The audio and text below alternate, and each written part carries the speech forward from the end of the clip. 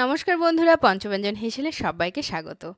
আজ একটা নতুন রেসিপি নিয়ে চলে এসেছি। আজকে একটা ডিমের রেসিপি করছি। এটা কিন্তু রুটি, পরোটা বা যে কোনো রাইসের সঙ্গে কিন্তু খুব সুন্দরভাবে মানিয়ে যায়। এখানে আমি 4টে ডিম নিয়েছি। ডিমটাকে আগে সেদ্ধ করে নেব। তো সেদ্ধ করার সময় সামান্য পরিমাণ লবণ দিয়ে দেব, তাতে ডিমের খোসাটা খুব সুন্দরভাবে ছেড়ে যাবে। আর ততক্ষণে চলুন আপনাদেরকে বাকি উপকরণগুলো দেখিয়ে দিই। এখানে টমেটো নিয়েছি, ক্যাপসিকাম, রসুন কুচি। হ্যাঁ, এগুলো কিন্তু সবই কিন্তু একটুখানি বড় বড় করবেন। রসুন কুচিটা একদম কিমা থাকবে।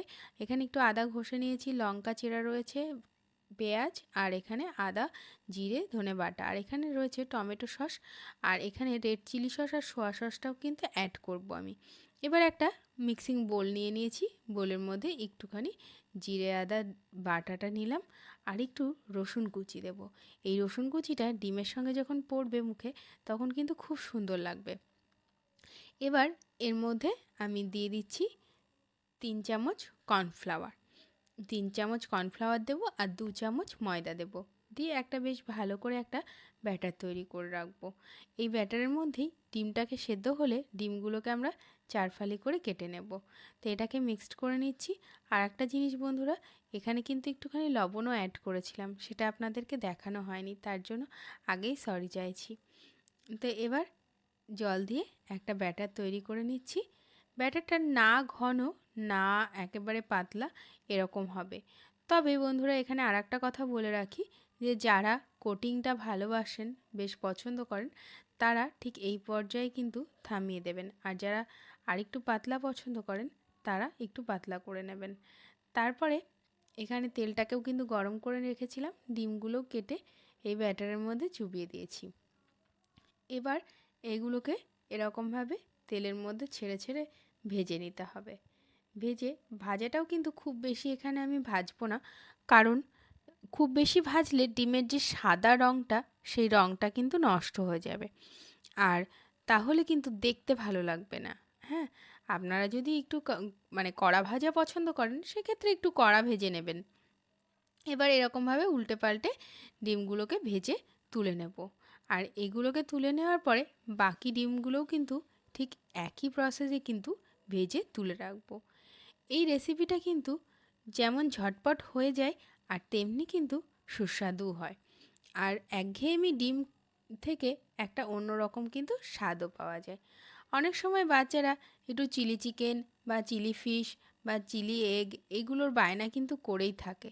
তো এরকম মাঝে মধ্যে একটুখানি করে দিলে ওদেরও কিন্তু মনটা ভীষণ ভালো লাগে। দেখুন, আমার বাকিগুলোও কিন্তু ডিম ভাজা হয়ে গেছে। এবার এই ডিমগুলোকে তুলে নিয়ে এতটা তেল লাগবে না, যার জন্য একটুখানি কিন্তু তেলটাকে এবার কমিয়ে নেব। তো এগুলো তুলে নিয়ে তেলটাকে কমিয়ে নিয়ে তারপরে আপনাদেরকে বাকি প্রসেসিংটাকে দেখাচ্ছি। এখানে ডিমগুলো আমার তোলা হয়ে গেছে। এবার দিয়ে দিলাম একটা শুকনো লঙ্কা আর গোটা গরম মশলা।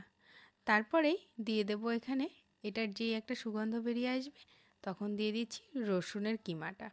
রসুনের কিমাটা কিন্তু এখানে খুবই মিহি করে কিমা করা আছে। এটাকে একটুখানি নাড়াচাড়া করে বেশ একটা ব্রাউন ব্রাউন একটা ভাব আসবে। সেই ভাবটা আসার মুহূর্তে কিন্তু আমরা বাকি ভেজিটেবলসগুলো কিন্তু অ্যাড করব। দেখুন, কালারটা কিন্তু চলে এসেছে। এবার দিয়ে দিচ্ছি প্রথমে ক্যাপসিকামটাকে। ক্যাপসিকামটা দেওয়ার সঙ্গে সঙ্গে এখানে কিন্তু আমি পেঁয়াজটাকেও দিয়ে দিচ্ছি। এবার এটার সঙ্গে একটু সামান্য পরিমাণ লবণ দিয়ে দেব, তাতে পেঁয়াজ এবং ক্যাপসিকামটা খুব তাড়াতাড়ি নরম হয়ে যাবে।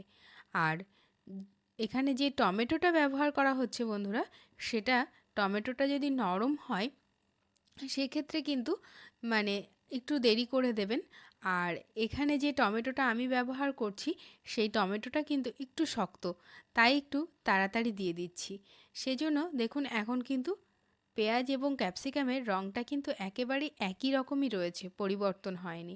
এইবার টমেটোটা দিয়ে দিলাম। টমেটো দেওয়ার পরে টমেটোর পরিমাণ মতনও কিন্তু লবণটা দিয়ে দেবো, তাতে টমেটোটা একটু তাড়াতাড়ি নরম হয়ে যাবে। এবার 2-3 মিনিট একটু নাড়াচাড়া করলেই সিম হিটে কিন্তু টমেটোটা নরম হয়ে যাবে, এবং পেঁয়াজ আর ক্যাপসিকামেরও দেখুন কেমন রঙটা চেঞ্জ হয়ে গেছে। এই পর্যায়ে আমরা দিয়ে দেব এই যে সামান্য জিরে আদা বাটাটা নিয়েছি সেটা, আর আদা কুচিটা মুখে বাঁধলে বেশ সুন্দর লাগবে। আর তারপরে যে ব্যাটারটা তৈরি করেছিলাম সেটার মধ্যে কর্নফ্লাওয়ার রয়েছে, তো সেই কর্নফ্লাওয়ারটাকেও কিন্তু এখানে জল দিয়ে গোলা হচ্ছে, তো সেটাকেও আমরা এর মধ্যে দিয়ে দিচ্ছি, দিয়ে একটু বেশ ভালো করে নাড়াচাড়া করতে হবে।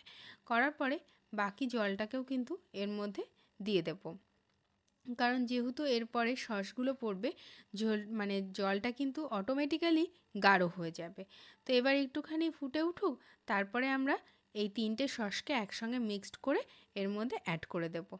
আচ্ছা বন্ধুরা, আর একটা জিনিসের জন্য ক্ষমা চেয়ে নিই, এখানে ভিডিওটা করা হয়নি।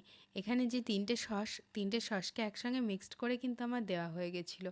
আর তারপরে দিয়ে দিলাম ডিমগুলোকে, আর এরপরেই সামান্য একটু সময় ফুটলেই কিন্তু তৈরি হয়ে যাবে আমাদের এগ চিলি। আর এখানে কিছু লঙ্কাও দিয়ে দিলাম, লঙ্কার পরিমাণটা অবশ্যই আপনারা আপনাদের মতন করবেন। তো আজকের রেসিপি কেমন লাগলো অবশ্যই জানাবেন কমেন্ট করে। ভালো লাগলে লাইক শেয়ার কমেন্ট করতে ভুলবেন না। আর যারা নতুন এসেছেন তারা অবশ্যই ভালো লাগলে সাবস্ক্রাইব করে পাশে থাকবেন। তো আজকের মতো এই পর্যন্ত।